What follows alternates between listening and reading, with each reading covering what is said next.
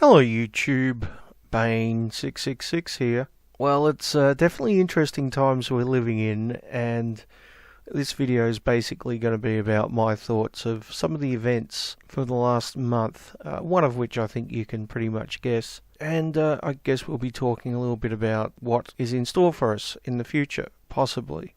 But before I get to that, I just want to point you guys towards BitChute, because I recently published a BitChute exclusive video there. Now, my original intention was to publish it on YouTube as well, but to really do that video justice, I had to use numerous video clips, and YouTube tends to be a bit fussy about the use of video clips, even when it's fair use.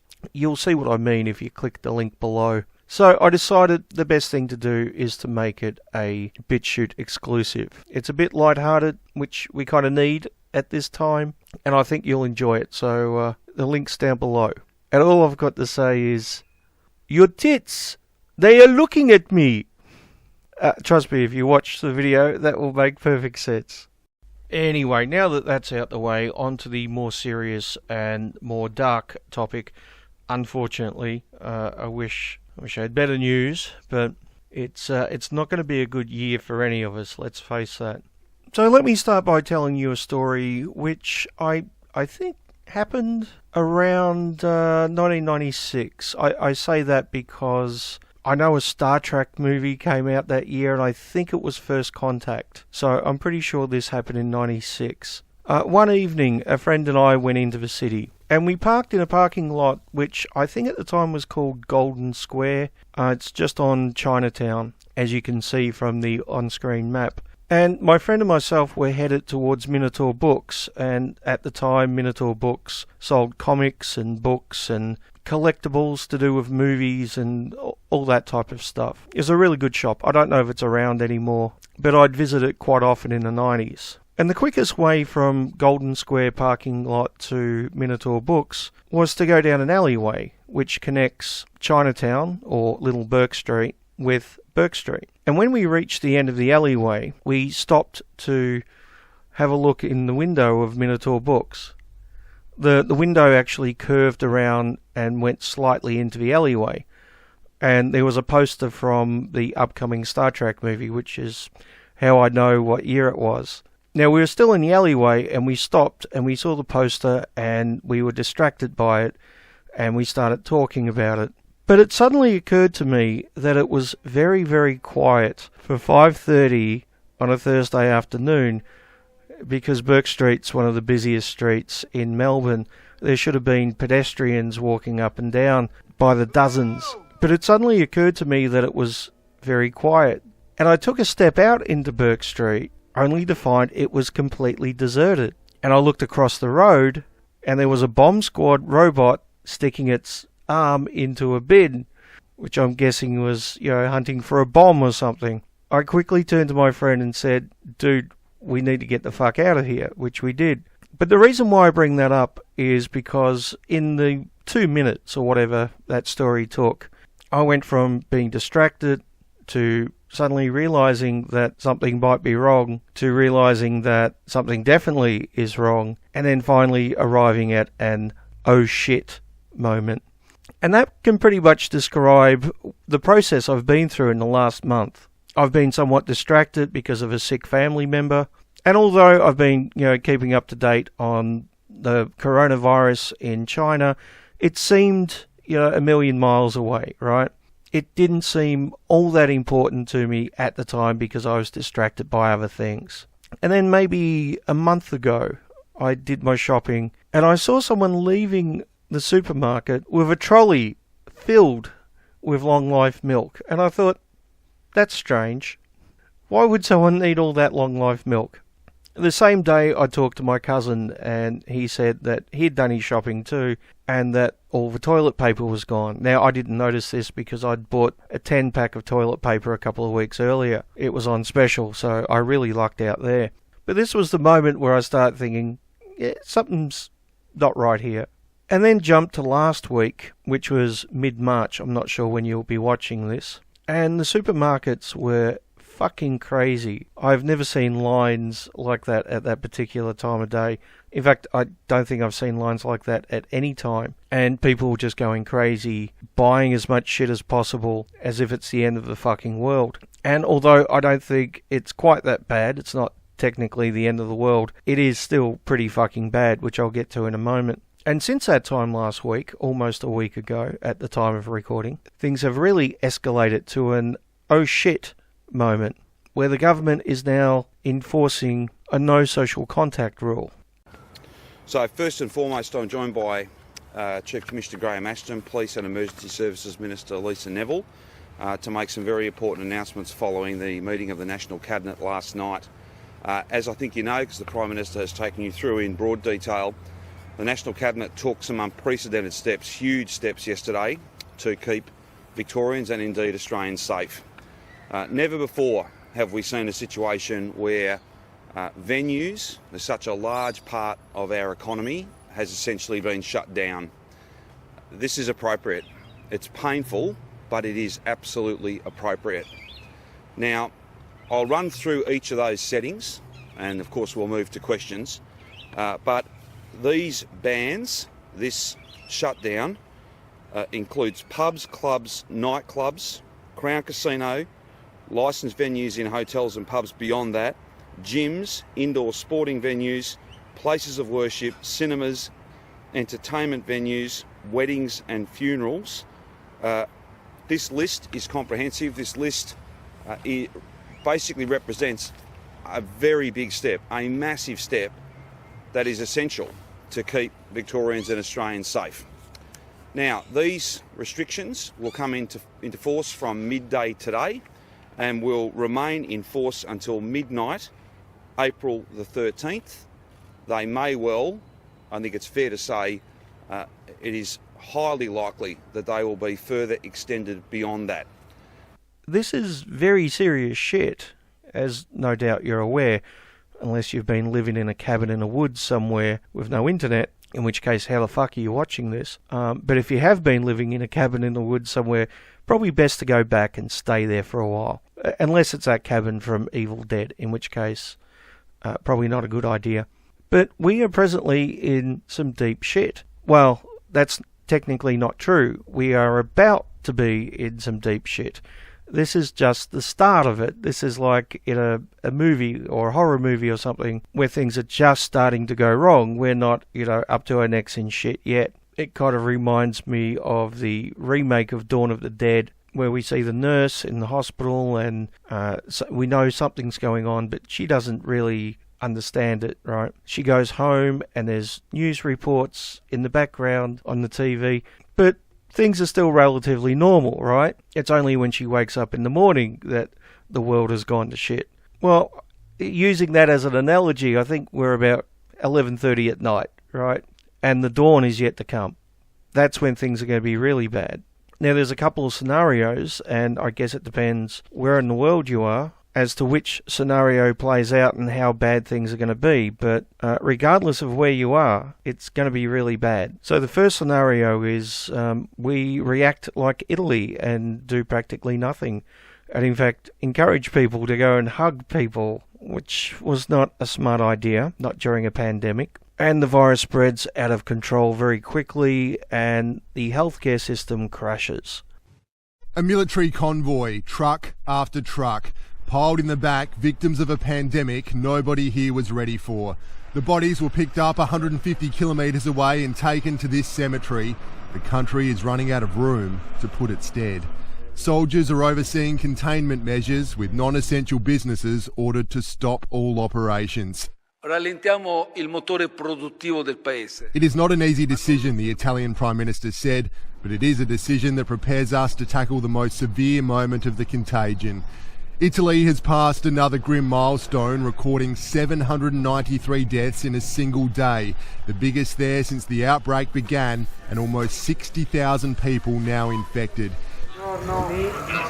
In every major Italian city, there are document and ID checks. Cyclists, pedestrians, everyone must have a reason for being outside. This is obviously bad for everyone, not just the elderly who are most likely to die from it, But anyone who gets sick in any way, I mean, you break your arm and you go to the hospital, you're not going to be seen because the hospital is going to be flat out dealing with more serious cases. Too bad if you have a heart attack or a stroke or get hit by a car, right? Because there's not going to be enough beds for anyone. This is very serious shit. We've never seen anything like this in our lifetimes before. We are in the middle of history. Now, technically, every year is part of history, but this is one particular year that they'll be talking about for a very, very long time to come. If in 100 years' time there's some other form of YouTube, I don't know what it will be like in 100 years. We'll probably plug something into our heads. Not that I'll be here to see it. But I'm sure there'll be people making content about the 2020 outbreak and the consequences that flowed on for the years to follow. And trust me, there will be. So, yeah, the first option is to do nothing, have your health system collapse, and have tens of millions of people die. And that's really a bad option. Which takes us to option 2, which is what we're trying to do here in Australia, and that is flatten that curve. Instead of getting all the cases at once, you try to spread them out over a long period of time, and therefore your health system doesn't collapse, hopefully. This, of course, relies on people being sensible, which is never a good strategy, but it's definitely better than option 1. Now, this isn't a great option. It's the better of the two options, but it's still a really, really shitty option because it means a lot of people are going to hurt financially. It's probably great if you're a toilet paper manufacturer, but if you own a restaurant or work in a restaurant or a coffee shop or a theatre, especially the little independent ones, or you work in tourism or something like that, you're pretty much fucked. It's going to be hard. There are going to be a lot of small businesses in particular that go under. The larger ones will take a loss, but they'll survive. But the small ones, that's where it's really going to hurt. Now, here in Australia, the government is throwing cash at the problem and trying to prevent these small businesses going under and supporting people who may be out of work in the near future, which is all great.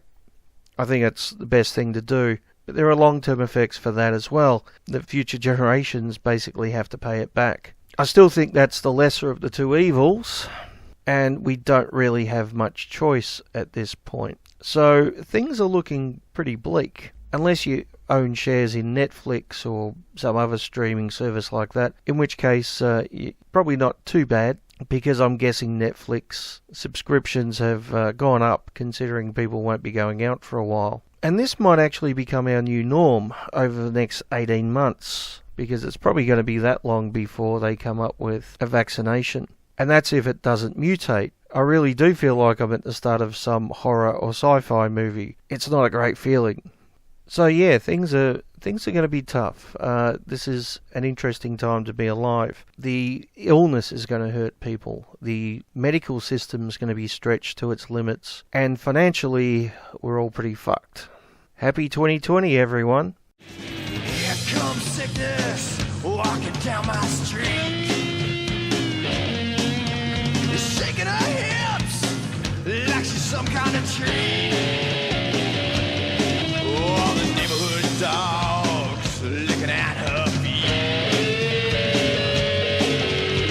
Here comes sickness, here comes sickness, here comes sickness, walking down my street.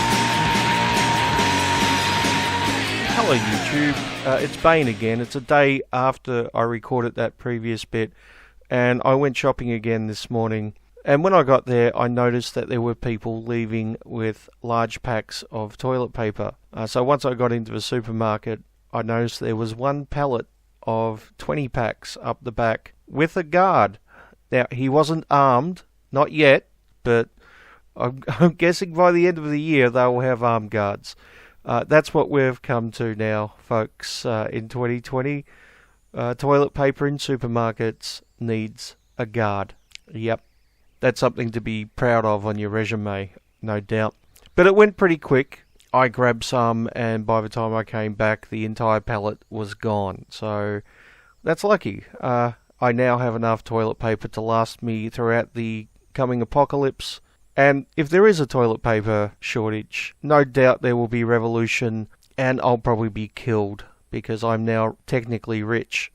I think toilet paper is now worth more than the Australian dollar, which isn't that hard considering all things. But I do want to move on to another topic, but I do just want to say, folks, please keep safe out there.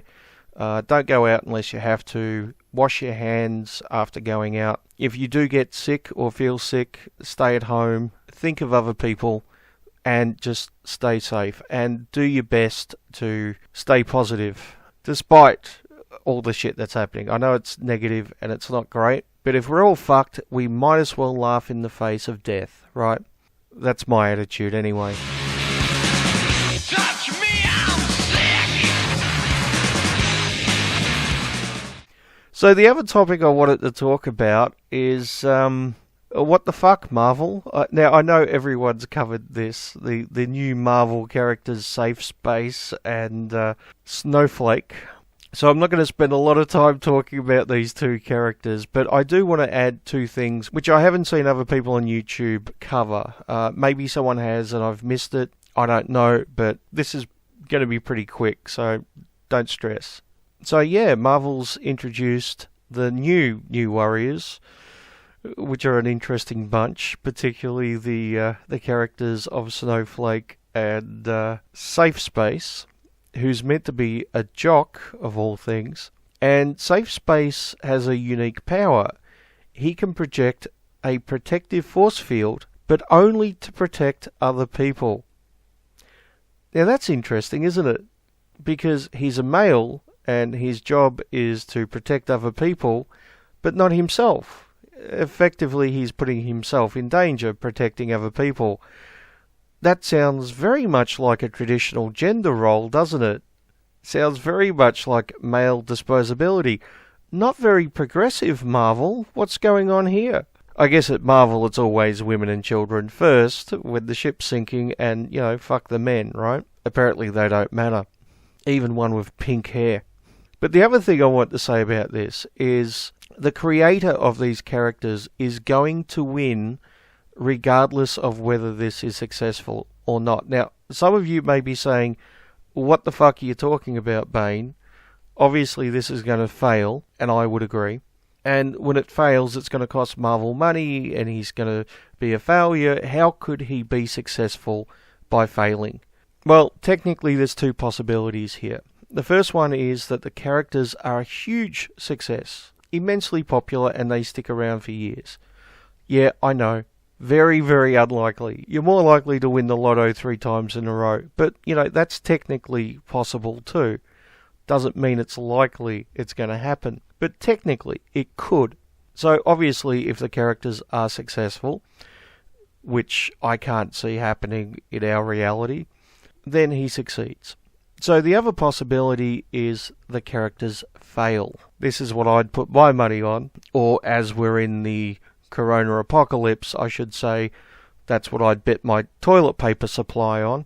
But if the characters fail, the creator still succeeds. He still wins. You may ask how. How does he win by failing? And that's because he gets to play victim.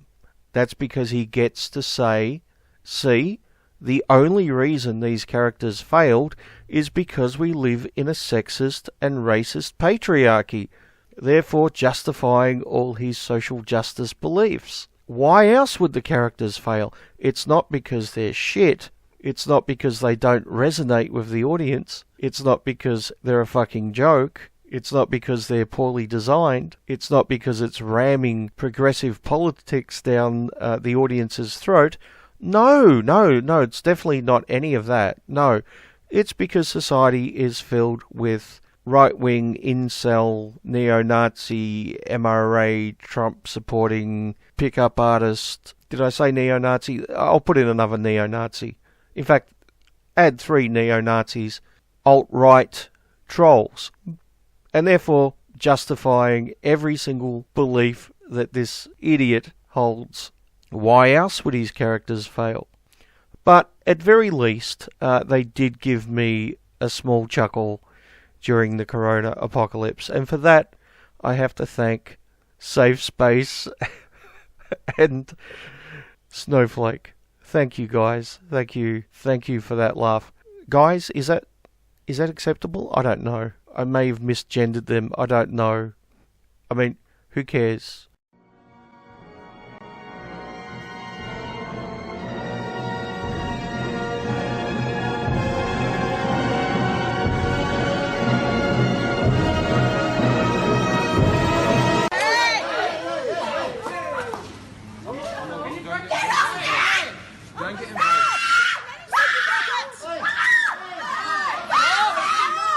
Hey, stop! That's enough! Are you joking? Are you fucking joking? Just make my daughter. I didn't swear that. She hit me. I didn't touch you. I took the bag. You came and hit me. You touched the bag. I took the bag. You fucking came and hit me. Excuse me? Go away from my daughter. Stop. Please. I just want one pack. No, not one pack. What's the limit? It's 5 minutes. Alright, guys, I need everyone to back off right now. Stop. No. Stop. Yeah. Hold on. Take it away from there. Stop. You need to get off this trolley now. You need to get off this trolley now. Look what you're doing. Finding other tissues. Think about what you're doing, yeah?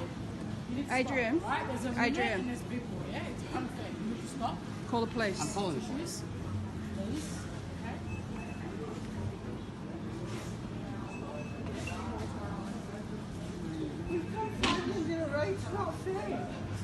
Here comes sickness walking down my street.